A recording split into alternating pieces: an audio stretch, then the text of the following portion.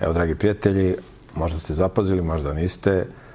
Iza nas se nalazi još jedna zastava koja je vrlo zanimljiva. Ukazuje na biblijske motive i možda ova zastava ima najviše biblijskih motiva. U pitanju je zastava koju vidite ovde. Na ovoj zastavi imate nemate dvoglavog orla, nego imate orla i lava.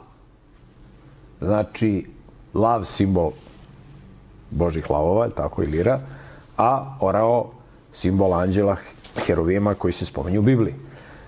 I ovde na sredini zastave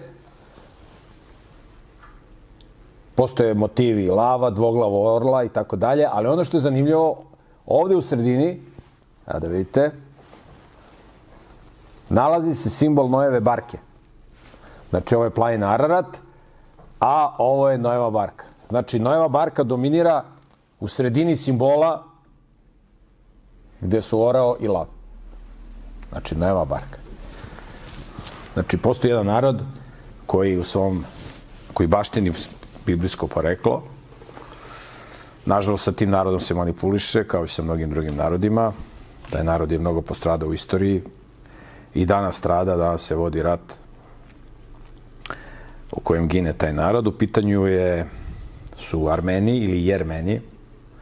Jermeni su jedan od retkih naroda koji imaju svoj deo u Jerusalimu, u starom gradu Jerusalimu. Ja sam o tome govorio. Kad dođete u stari grad Jerusalim, gde je brdo hrama, gde se nalazi zid plača, gde se nalazi džamija El-Aksa, taj deo Jerusalima je podeljen na 4 četvrtine. Postoji jevrejski deo, muslimanski deo, hrišćanski deo i jermenski deo ili armenski. Armenski ili jermenski, to vam isto. Znači, jedan znameniti narod koji čuva svoju tradiciju, istoriju i na svojoj zastavi ima simbole koje mi imamo na našim zastavama, kao što postoji na zastavi Dalmacije, znači lav. Tako da stavili smo i ovu zastavu. Bez postavljanja ove zastave nema nike veze sa trenutnim sukobom koji postoji između Azerbejdžana i između države Azerbejdžana i države Jermenije. Taj sukob nema nikakve veze sa narodom Azerbejdžana i sa narodom Jermenije.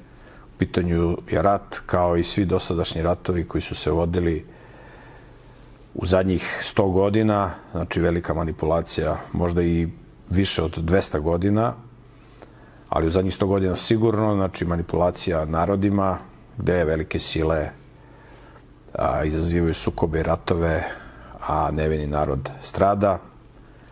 Narod koji je kao ovce bez pastira, ali evo, postavili smo i ovu zastavu koja ima vrlo zanimljive simbole, tako da verujem da će da bude od koristi, da gledaoci ovog programa razumiju poruku koju želimo da prenesemo, a vezana je za Sveto pismo, za Bibliju, za Božje otkrivenje.